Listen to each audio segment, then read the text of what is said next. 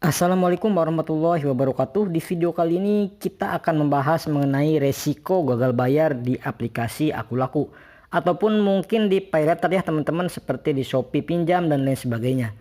Nah, beberapa hari yang lalu itu kan ada pertanyaan ya teman-teman, dan mungkin ini juga berita yang cukup heboh ya teman-teman untuk orang-orang yang gagal bayar di pinjaman online. Nah, ini sempat menjadi topik pembahasan serius ya di sebuah grup Facebook di pinjol. Nah, itu terkait bener nggak ketika kita ganti alamat, ketika kita itu posisinya telat bayar atau gagal bayar di Akulaku dan Shopee Paylater, itu kita bisa dituntut secara pidana karena ada beberapa ya dalam tanda kutip oknum ya teman-teman, oknum DC yang bisa memberikan peringatan keras dan somasi, juga mengancam kita akan ditindaklanjuti sebagai membawa kabur uang perusahaan. Nah, di video kali ini kita akan bahas masalah tersebut ya teman-teman. Bener gak sih kayak gitu? Apakah kita itu berhak mengubah setelan kita ketika gagal bayar atau telat bayar? Jadi ngomong-ngomong soal seperti ini, itu biasa terjadi ketika orang-orang itu sudah takut ya teman-teman. Mungkin sudah khawatir bakal datang DC lapangan ke rumah teman-teman, sehingga dia itu mengubah alamatnya yang mungkin tadinya di aplikasi Akulaku ataupun Shopee Paylater, misalkan di kota A itu berubah ke kota B, seperti itu ya teman-teman. Sehingga ini menimbulkan atau mungkin dijadikan sebuah alasan karena kita dianggap bawa kabur uang perusahaan.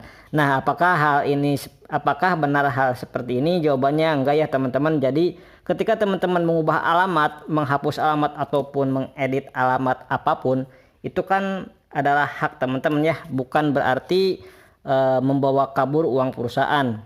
Dan itu bukan sebagai pasal penipuan ya. Itu kan hak teman-teman untuk teman-teman mau ganti nomor handphone, mau uninstall aplikasinya dan lain sebagainya.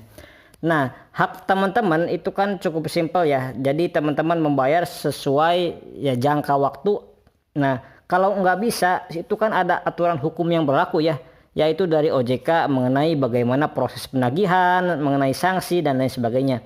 Kalau sudah lewat dari 90 hari atau 3 bulan, itu kan data teman-teman itu akan dilaporkan ke Slik OJK, sehingga nanti teman-teman mungkin tidak bisa mendapatkan pinjaman di tempat lainnya ya teman-teman, mau di bank, mau di pinjol, mau di leasing dan lain sebagainya. Nah, itu adalah hukuman terberat dan resiko terberat jika teman-teman gagal bayar. Jadi bukan berarti teman-teman itu bisa dipidana dan membawa kabur uang perusahaan. Nah, itu kan beda lagi ceritanya ya teman-teman. Ketika teman-teman mungkin dulu itu memasukkan KTP ataupun mengedit KTP pakai Photoshop dan lain sebagainya. Nah, itu kan bisa disalah artikan ya. Nah, itu kan intinya teman-teman itu mengubah dokumen negara. Nah, itu kan baru bisa disebut dengan pemalsuan data. Jadi seperti itu ya teman-teman. Oke ya teman-teman, mungkin segini dulu di video kali ini. Mohon maaf bila ada salah-salah kata. Saya pamit. Wassalamualaikum warahmatullahi wabarakatuh.